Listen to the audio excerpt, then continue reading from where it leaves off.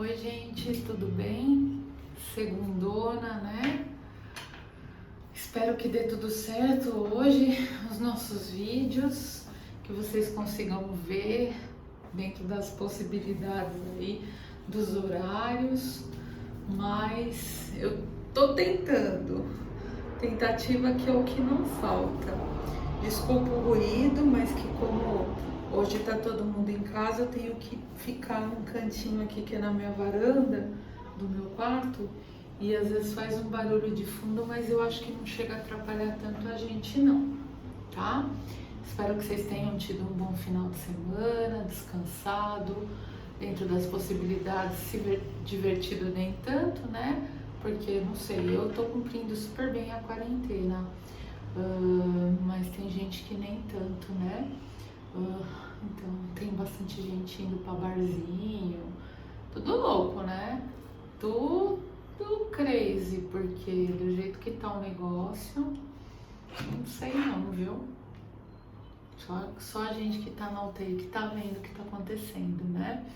Bom, então, dando continuidade, hoje, segunda-feira, aula 15, a nossa última aula, né? Amanhã vocês só vão ficar de boa, poder acordar mais tarde, assistir aí os vídeos, relembrar a matéria, para na quarta-feira poder fazer a prova. Então, da aula 12, 13, 14 e 15, que é a aula de hoje, tá bom?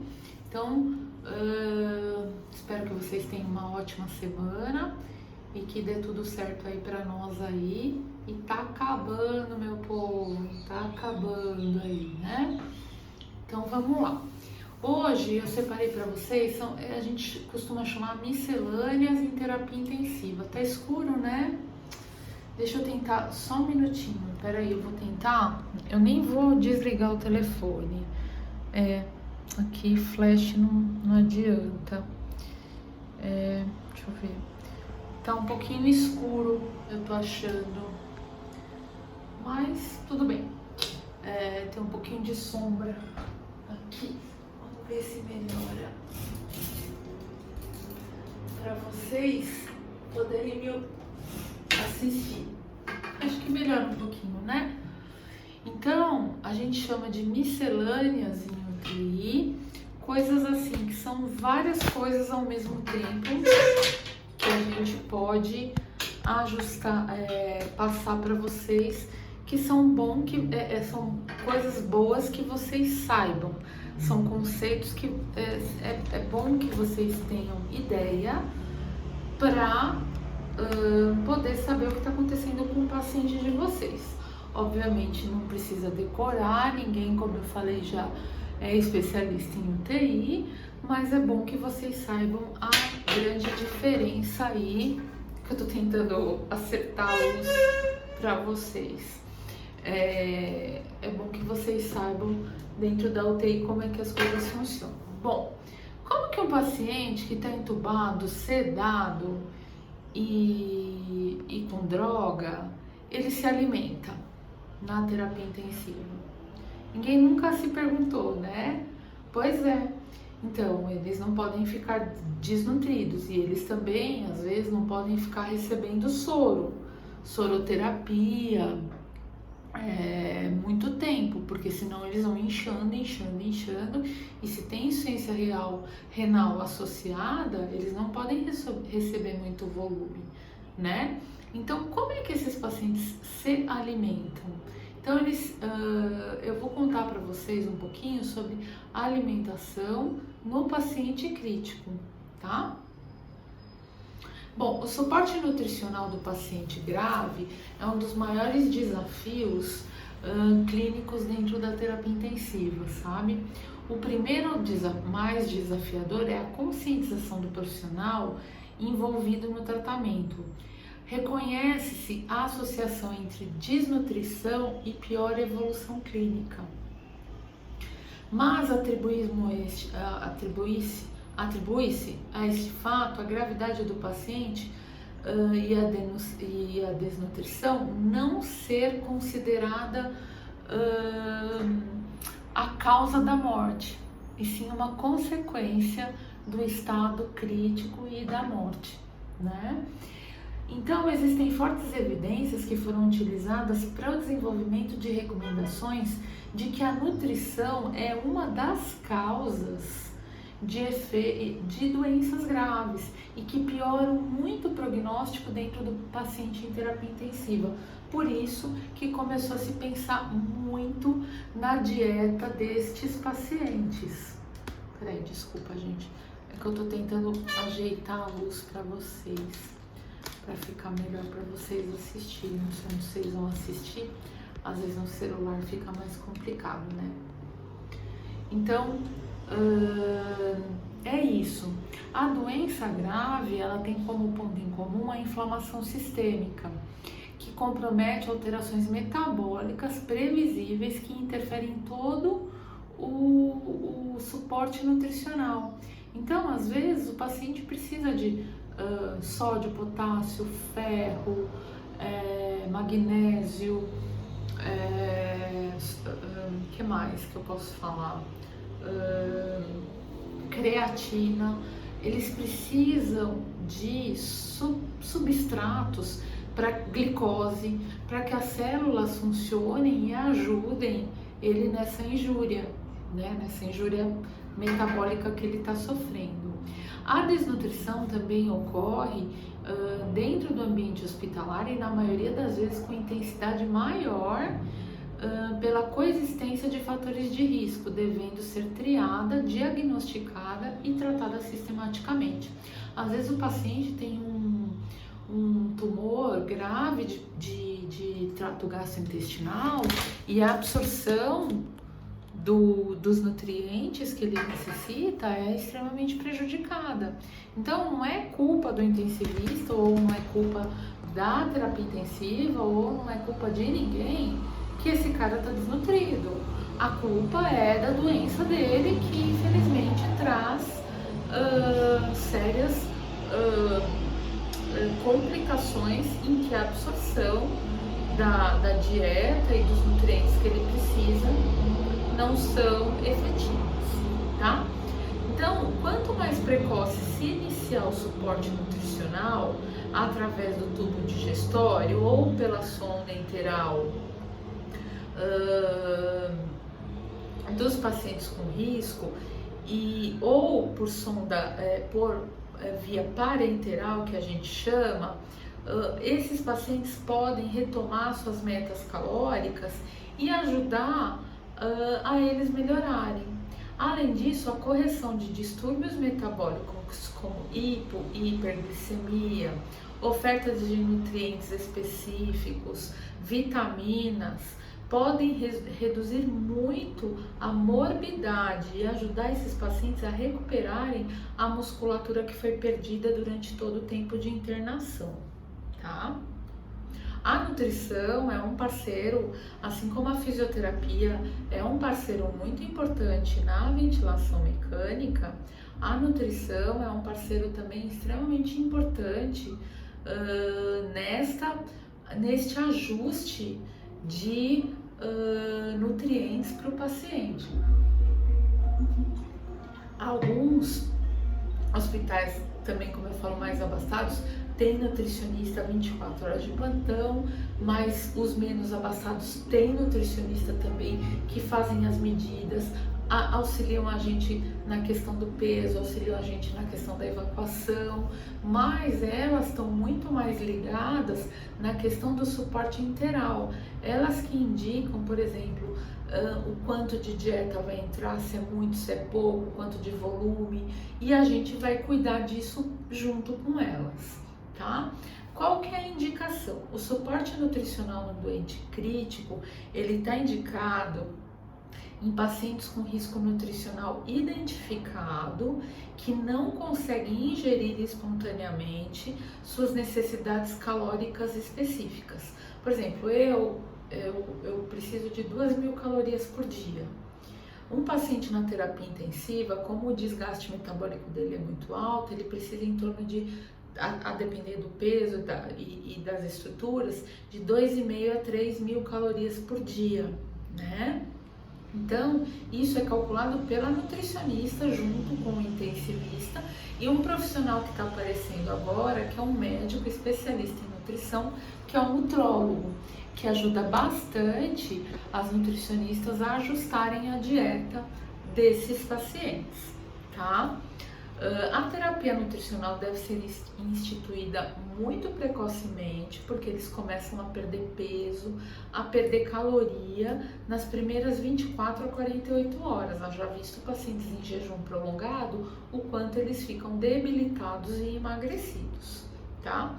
Especialmente em pacientes com diagnóstico de desnutrição ou catabolismo intenso, naquele choque grave que a célula trabalha demais, consome muita glicose e o paciente fica desnutrido facilmente, tá?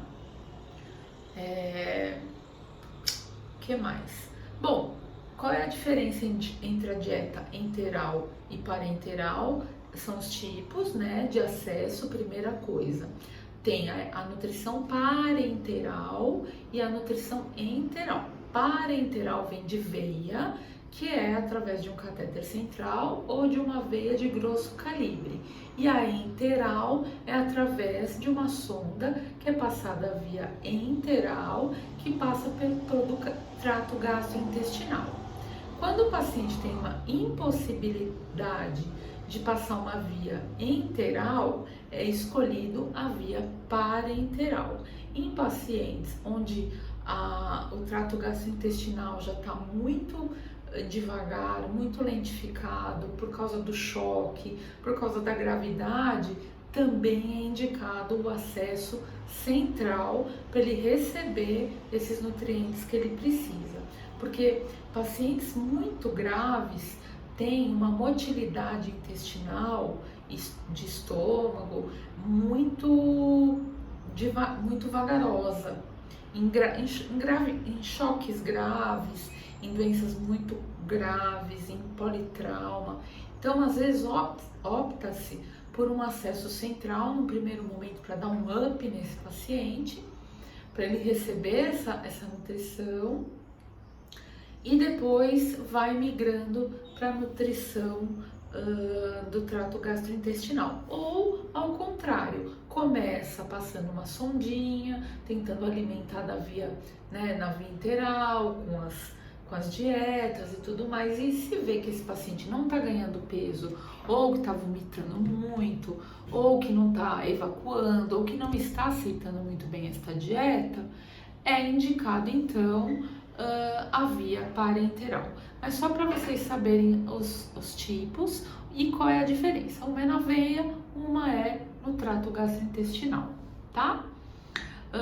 No método parcial periférico, pode ser via periférica, mas aí é uma solução que tem menos, ela é menos hipertônica, ela é menos grossa, para evitar problemas aí de flebite, obstrução, embolia, isso na nutrição parenteral periférica.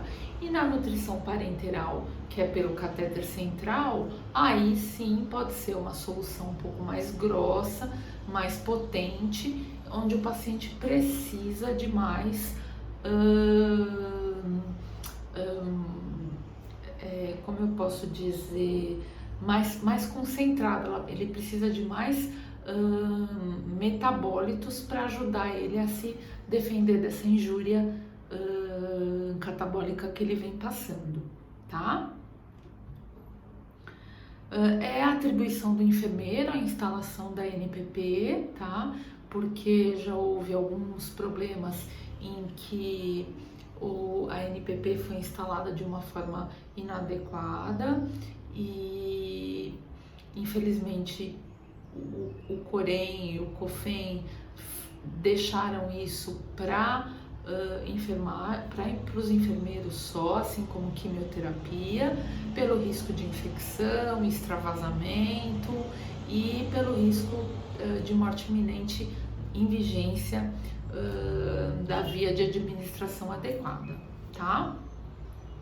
Bom, a composição da via parenteral, ela é composta por carboidratos, aminoácidos, lipídios, vitaminas e minerais em algumas, tá? Quem prescreve é o médico. Ela é incolor, sem vitaminas, amarela com vitaminas e leitosa quando tem lipídios. Então imagina colocar gordura na veia do paciente. Então isso é muito complicado, tá? Exige muito cuidado e o risco de infecção é muito maior, tá?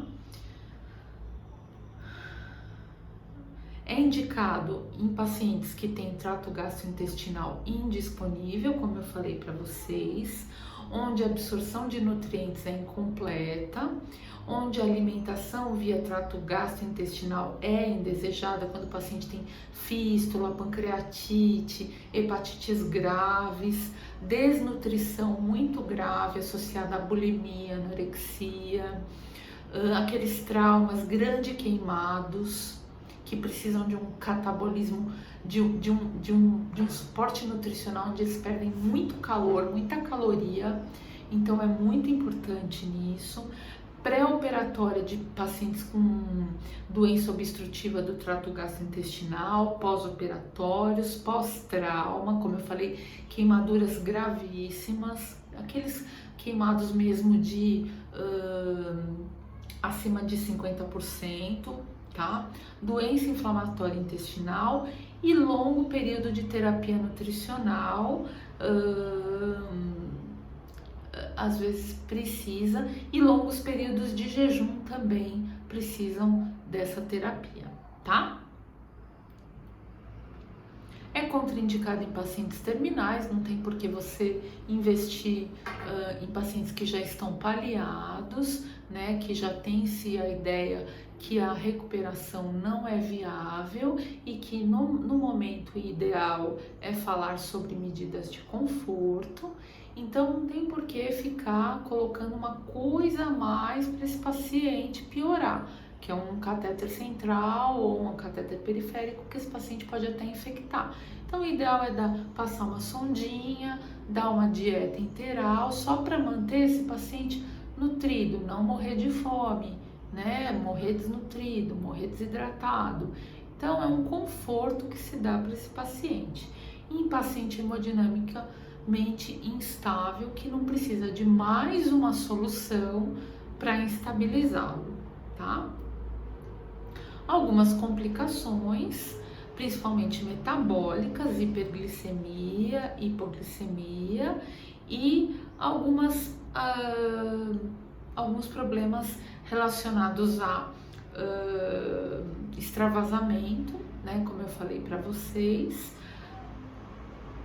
que é muito raro, mas é extremamente desagradável, e existem também algumas complicações associadas ao catéter, como na passagem, pneumotórax, embolia, e algumas complicações muito raras de hipocalemia, baixo cálcio, baixo potássio, um desajuste de fosfato, de fósforo, de magnésio, mas isso é corrigido com o médico, tá?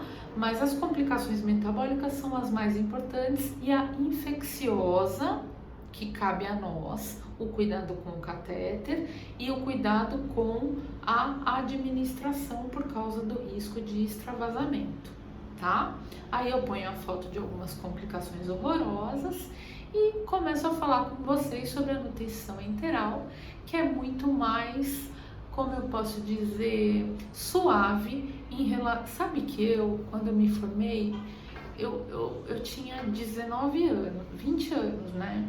E eu tava no primeiro pro segundo ano, falava pra mim que eu tinha que cuidar de paciente com NPP, me dá vontade de sair correndo. Eu tinha medo, engraçado, a gente tem uns medos, né? Absurdo. Eu tinha medo, e na minha época, não façam contas de novo, há 25 anos atrás, as NPP vinham em vidro, porque ela é feita na farmácia central, ela é manipulada e tudo mais. Hoje já tem farmácias a farmacoterápica, por exemplo, que produz a NPP própria para o paciente, individualizada e etc. Mas na minha época de formada lá no Hospital São Paulo, na UTI do Hospital São Paulo, vinha vidro e eu tinha que ligar aquele vidro com equipo no paciente, eu morria de medo. Que coisa, né? E hoje, e ainda falei pra vocês, vamos falar de uma coisa mais leve, que não é NPP. Você viu que eu passei batido NPP rapidinho, pra gente falar sobre terapia enteral, tá? Mas a NPP é bastante frequente na UTI, vocês vão ver aquelas bolsas brancas, que equivale a um bife, que equivale a um prato de arroz, feijão. Então, não tô brincando não, tem todos os nutrientes e ao gasto calórico que o paciente precisa, tá? Bom, nutrição enteral é toda forma de terapia nutricional que se utiliza de alimentos indicados para fim terapêutico, utilizando o trato gastrointestinal, suplementos orais, dietas por tubos nasogástricos, nasoenteral ou percutâneo. Quando o paciente está muito tempo, vai meses com uma sonda nasoenteral e não precisa de NPP, é indicado um percutâneo, que é a gastrostomia, que vai para casa com a gastrostomia, vai para casa com a jejunostomia, e é muito mais fácil de limpar, infecta mais, complica menos, o paciente é mais difícil de arrancar, porque o que mais acontece na UTI, gente, é o paciente arrancar sonda enteral, principalmente quando ele está em delírio, quando está mal contido, quando está acordando, quando às vezes é paciente idoso que não aguenta ficar com aquilo no nariz, né? Então, muito cuidado com isso também, tá? A fixação. As vias de acesso podem ser de duas maneiras: posicionamento gástrico ou posicionamento pós-pilórico. Posicionamento gástrico é indicado para períodos longos de terapia nutricional, onde o paciente não tem risco de vomitar e aspirar, e a gastrostomia, ou o pós-pilórico, que é o que a gente mais usa na UTI hoje, por causa da manipulação, risco do paciente vomitar, aspirar. Então a gente passa com o paciente deitadinho de lado e tenta passar do piloro e já deixar ele pós-pilórico no duodeno. Isso é visto pelo raio-x. E aí, num outro momento, a jejunostomia, que é indicada quando o estômago está impossibilitado de receber dieta, às vezes câncer de estômago, gastrectomias totais, cirurgias bariátricas mal sucedidas. Então, existe aí as indicações da jejunostomia mais tardia, tá? Mas o que a gente tem de eleição na terapia intensiva é a sonda gástrica ou a sonda pós-pilórica. Aí depende da discussão à beira do leito para saber qual é o melhor para esse paciente. Se ele vai ficar pouco tempo, ou se é só para fazer uma lavagem gástrica, ou se é só para ele se alimentar por pouco tempo ali, passa uma gástrica e ele tá com a cabeça boa, ele não vai vomitar. Mas na maioria das vezes a gente prefere a pós-pilórica porque o risco do paciente aspirar e ir para o pulmão, o conteúdo gástrico é muito menor. E deixando lá no duodeno, a absorção dos nutrientes também é muito mais efetiva, tá? Dá para fazer remédio pela sonda. A via da NPP é exclusiva. Eu pensei agora e esqueci de falar para vocês. Não pode fazer remédio, por exemplo, para ter uma NPP, nutrição parenteral, tem que ter um catéter de 3 vias. Uma para soro, uma para remédio, uma para colher sangue, uma para fazer tudo que precisa, droga, sedação. A via da NPP, ela é exclusiva. Nunca, em hipótese nenhuma, corremos antibiótico junto com o NPP, corremos sangue junto com o NPP, corremos droga junto com o NPP. Quando a gente precisar de um acesso a mais, a gente vai pedir para o intensivista. Falar, eu tenho um catéter triplo lumen, tá correndo só sedação e droga, o outro paciente está recebendo soro e o outro paciente está recebendo NPP. Ele precisa receber sangue. O que eu paro? O soro e coloco o sangue, ou eu punciono uma via periférica para ele receber o sangue, ou eu punciono uma via periférica para ele receber antibiótico, ou eu peço para o doutor passar um outro catéter. Eu me viro, mas nunca, absolutamente nunca correr nada junto com o NPP. Dá revertério, contamina o catéter, contamina a solução e pode causar um dano grave para o paciente. Sangue, a mesma coisa. Ah, vou correr um sanguinho com esse soro aqui que só tá com eletrólitos. Absolutamente. Sangue e NPP, via exclusiva. E a nutrição parenteral prolongada, ela é de duas formas. A fórmula para catéter central é diferente da fórmula para catéter periférico. Então, nunca, absolutamente, eu posso colocar uma nutrição enteral, uma nutrição parenteral central, tá escrito lá, central enorme no pacote, na via periférica, porque dá embolia, dá flebite, dá merda. Nunca. Bem como eu não posso colocar a periférica na central. Bem como eu não posso colocar a enteral no catéter central, que aí eu mato o doente de vez, tá? Eu tô falando isso sério e eu quero que vocês prestem muita atenção. 26 minutos da aula do dia 31. Como não matar um paciente na terapia intensiva.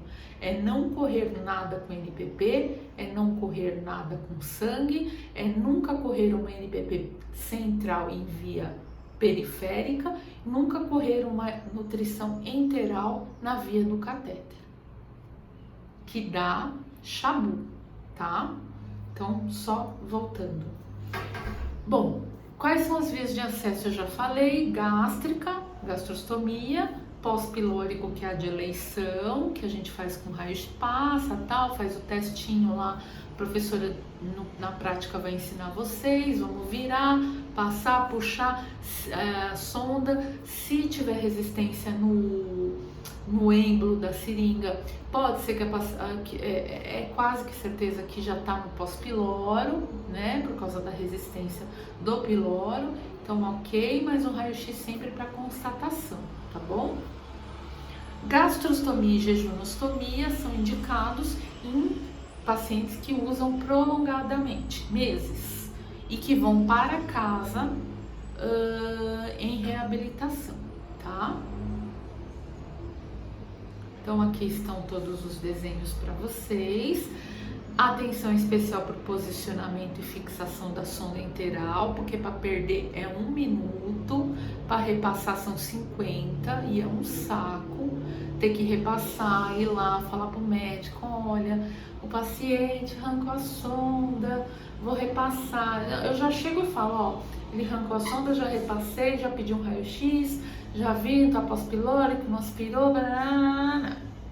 Mas para vocês é um pouco mais complicado. Você vai tirar enfermeira, paciente, aí a enfermeira, dependendo da enfermeira, vai falar: mas você não restringiu ele direito? Ele não estava sedado direito?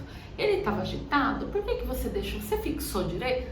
Sempre tem o senão, né? Às vezes o cara arrancou porque arrancou, porque você fez de tudo, tá tudo certinho, mas o danado vai lá e arranca a sonda. Isso é instintivo, né?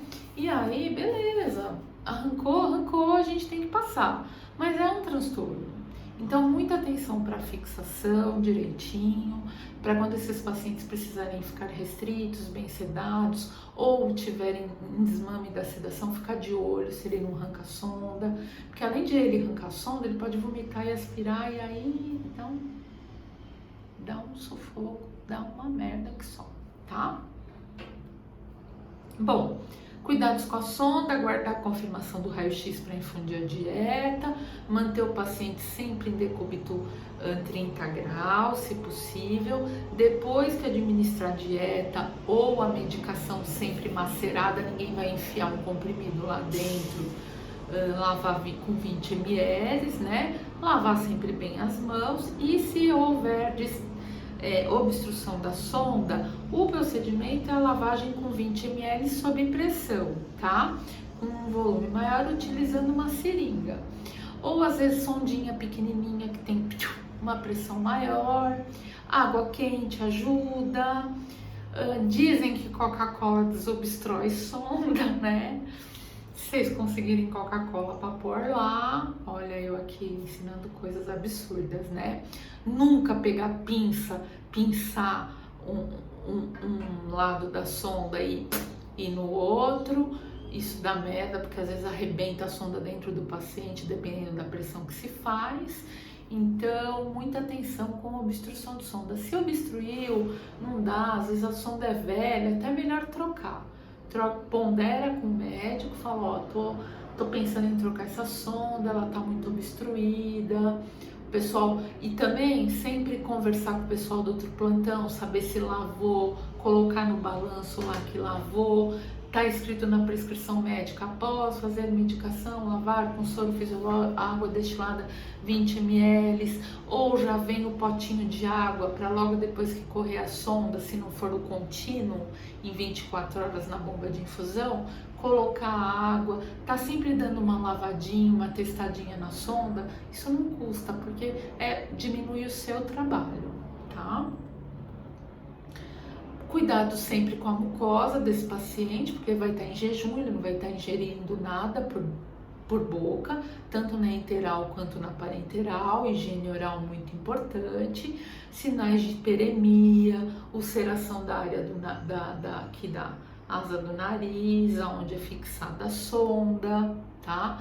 E trocando a fixação, sempre passar um hidratantezinho, as medicações diluídas em água, jamais misturadas com alimentação, e após lavar, sempre a sonda com 20 ml, sempre lavar a sonda com 20 ml, sempre lavar a sonda com 20 ml de água, sempre. Principalmente quando fizer aqueles remédios brancos que parecem um cal. Tem um remédio que a gente faz na UTI que chama Sorcal, que é para paciente com potássio muito alto. Aquilo forma um cimento dentro da sonda que vocês não têm ideia. Fora um monte de outros remédios que formam cimentos dentro de sonda. Então eu peço a gentileza de vocês de lavarem a sonda sempre, tá? Isso vai diminuir o nosso trabalho de ter que repassar por obstrução e diminuir o desconforto do paciente, tá? Considerar que todo paciente com... Aí tem umas fotos de gastrostomia e jejunostomia, tá? Gastrostomia de um lado do estômago, jejum é mais para baixo, tá? Considerar que todo paciente com sonda tem risco de aspiração, sim, tá bom? As complicações mais frequentes em pacientes que usam gastro e jejuno às vezes é a saída do tubo, às vezes é vazar um pouquinho de suco gástrico fora ali, e o suco gástrico ele é extremamente irritativo para a pele, então machuca, tá? Às vezes o balãozinho ali que segura a sonda estoura, então muito cuidado com esses pacientes, principalmente em casa e na terapia intensiva. Às vezes eles voltam para a UTI com gastrostomia, então o nosso cuidado tem que ser redobrado, tá? Porque a passagem é via endoscópica, eles precisam ser sedados para passar, então muita atenção com cuidados com gastrostomia e jejunostomia também. As complicações desses pacientes, pneumonia aspirativa, então sempre manter a cabeceira acima de 30 graus, né? O paciente geralmente, se tiver com Glasgow menor que 9, ele tem uma chance de ter pneumonia aspirativa maior do que um paciente um pouco mais acordado que tem um reflexo de deglutição, presença de vômitos, e o refluxo gastroesofágico a gente às vezes também tem que testar, tá? Antes de administrar dieta, a gente aspira, e se a gente vê que não para de vir coisa ali, Então, quer dizer que alguma coisa está acumulada lá e nós vamos infundir mais. Aí a gente tem que falar com o médico, com o enfermeiro, com quem falou, ó, o resíduo gastroesofágico está alto, mais de 20, 40 ml é bastante. Vamos pausar essa dieta por enquanto, falar com a nutricionista, ver algum remédio que ajude a aumentar a motilidade gástrica, aumenta a absorção, né? Fazer esse paciente como o Digesan, por exemplo, ajuda a esvaziar logo esse estômago, esse duodeno, e aí sim a gente pode voltar a colocar dieta. Então sempre fazer o teste do refluxo, tá? Isso é bastante importante, porque se a gente não fizer e esse paciente tiver, sabe, cheio, sabe quando você tá cheio, você vai num rodízio, come, ainda quer comer a sobremesa, aquela coisa aqui, o paciente fica empanzinado. Então, e ele não tem como te falar às vezes, ó, tô cheio, tô me sentindo cheio. Então ele vomita e ele aspira e vai pro pulmão e dá caca. Então, por isso que a gente tem que fazer o teste do refluxo. Se voltou 10, 20 ml, é o conteúdo gástrico, é suco gástrico, é saliva que ele engole, é coisa que tá lá ali. Ainda aí você coloca a dieta, beleza, e fica de olho. Mas se começar a vir 20, 40, 60, um monte, aí é hora de parar e pensar, será que esse paciente não foi num rodízio, não tá com a sensação de ter ido num rodízio? Então é isso, tá? Então falei para vocês sobre complicações, falei para vocês sobre nutrição enteral e parenteral no paciente crítico. Então são miscelâneas que eu vou falando para vocês hoje ao longo do dia, tá? A próxima eu vou falar sobre pneumonia associada à ventilação mecânica e mandei aí uma aulinha sobre captação de órgãos, tá? E cuidados com o doador, que aí eu gostaria que vocês lessem, e mais para curiosidade, tá bom? Um abraço, tenham um bom dia, uma boa semana. Eu espero que eu consiga subir de novo esse vídeo, tá? Um abraço.